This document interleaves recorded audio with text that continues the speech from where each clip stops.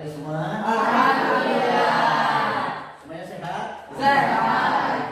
Untuk pertemuan kali ini, mari kita awali dengan membaca doa. Berdoa mulai.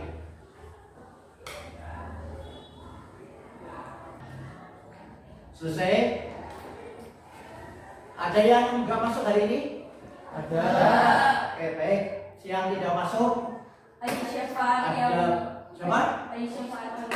Ya. Pertemuan pada kali ini, kalian tentu sudah belajar. Kemarin pada pertemuan minggu yang lalu kalian telah belajar pidato persuasif.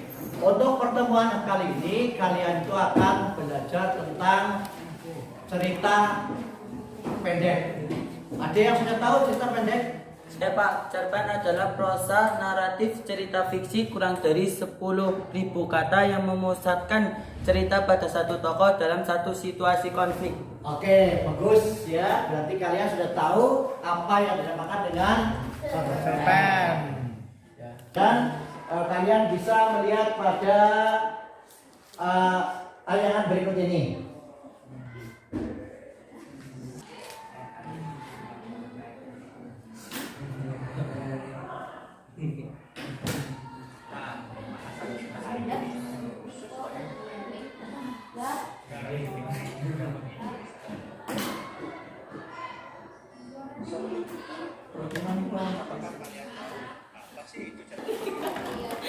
Baiklah, untuk materinya silakan simak sebagai literasi tentang cerpen. Bisa kalian lihat pada layar.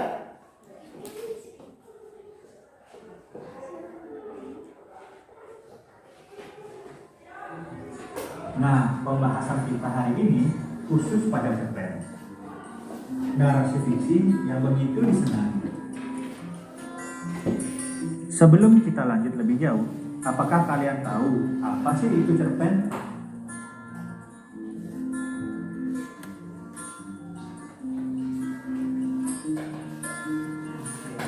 Nah, jadi cerpen adalah prosa naratif atau cerita fiksi kurang dari 10.000 kata. Setelah kita mengetahui pengertian cerpen, selanjutnya kita akan belajar mengenai unsur-unsur cerpen. Nah, untuk yang selanjutnya kita akan membahas tentang unsur-unsur cerpen. Untuk memperkuat kalian dalam hal literasi, silahkan kalian saksikan unsur-unsur cerpen pada layar berikut.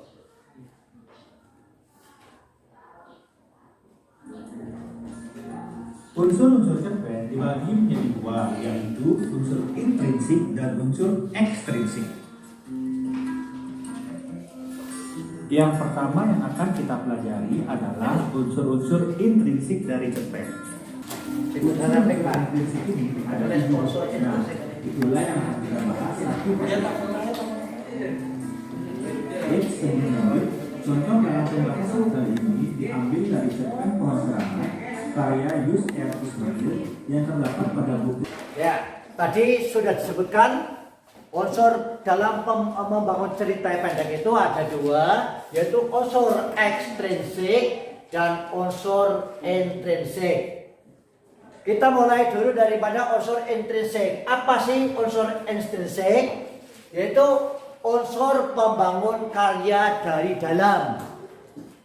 Unsur yang membangun karya dari dalam dinamakan apa? Unsur intrinsik. Lah, begitu juga ada yang namanya unsur ekstrinsik. Unsur ekstrinsik otomatis unsur pembangun cerita atau pembangun karya dari luar. Kalau ekstrinsik ini dari luar, tapi kalau intrinsik ini pembangun dari dalam. Itu namanya unsur pembangun cerita cerpen, ya, cerita pendek. Tadi sudah disebutkan ya, ada latar, alur, tema. Membahas 7 unsur intrinsik dari cerpen. Yang pertama adalah tema. Tema merupakan gagasan utama atau organisasi. Yang kedua adalah tokoh. Tokoh merupakan pemeran dalam cerita. Tokoh ini dibagi menjadi 4. Pertama, ada tokoh protagonis, yaitu tokoh baik. Yang kedua, ada antagonis, yaitu tokoh jahat. Yang ketiga, ada tritagonis, tokoh penengah. Dan yang terakhir, ada tokoh figuran atau pendamping atau sampingan. Contoh, tokoh-tokoh yang terdapat dalam cerpen Pohon Keramat ada saya, kakek, Bank Jaya Sakti, pasukan Belanda, penduduk desa, dan penggerak pembangunan. Selanjutnya, penokohan. Penokohan merupakan watak atau karakter atau sifat yang dimiliki oleh tokoh. Contohnya, tokoh saya memiliki karakter kritis, pintar, perhatian.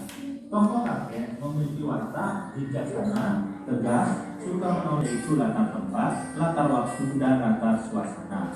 Contohnya, latar tempat, gunung beser, kampung, rumah kakek, dan sawah. Latar waktu terjadi pada malam hari, pagi hari, sore hari, dan waktu panen. Latar suasananya damai, rukun, menegangkan. Selanjutnya ada alur. Alur adalah jalannya cerita dari awal hingga akhir. Alur dibagi menjadi 3, yaitu alur maju yang menceritakan masa kini ke masa depan, alur mundur atau flashback yang menceritakan masa lalu, dan alur campuran yaitu gabungan dari alur maju dan alur mundur. Contohnya, alur yang digunakan dalam cerpen Pohon Keramat adalah alur campuran karena di awal cerita pada masa lalu, kemudian menceritakan masa kini dan kembali lagi ke masa lalu. Selanjutnya adalah sudut pandang. Sudut pandang merupakan gaya pengarang dalam cerita. Ada 2 yang biasanya digunakan, yaitu orang pertama biasanya menggunakan aku atau saya, dan orang ketiga menggunakan orang. Perbedaannya adalah jika menggunakan orang pertama, aku atau saya, berarti si pengarang seolah-olah ikut terlibat dalam cerita. Sedangkan orang ketiga berarti si pengarang hanya menjadi pengamat pokok. Contoh, sudut pandang yang digunakan dalam cerpen Pohon Keramat adalah sudut pandang orang pertama karena menggunakan saya sebagai tokoh utama.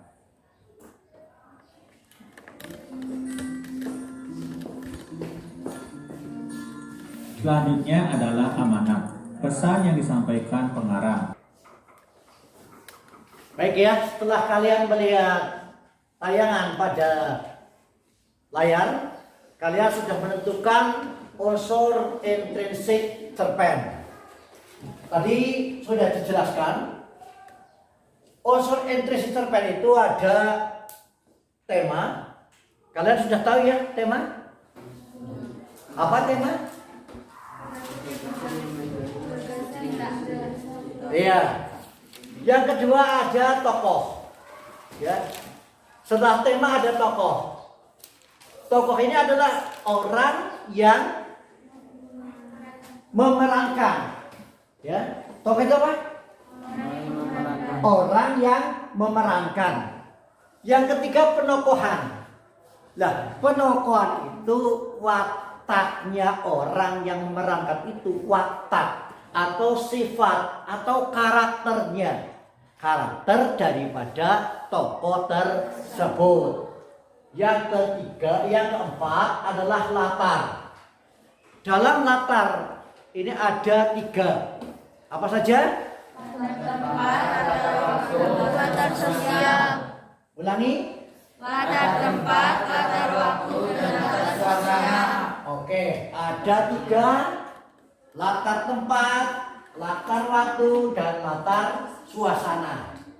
Ini tidak usah disebutkan dalam cerita pendek ini, tidak usah disebutkan misalnya pagi hari, siang hari, atau malam hari.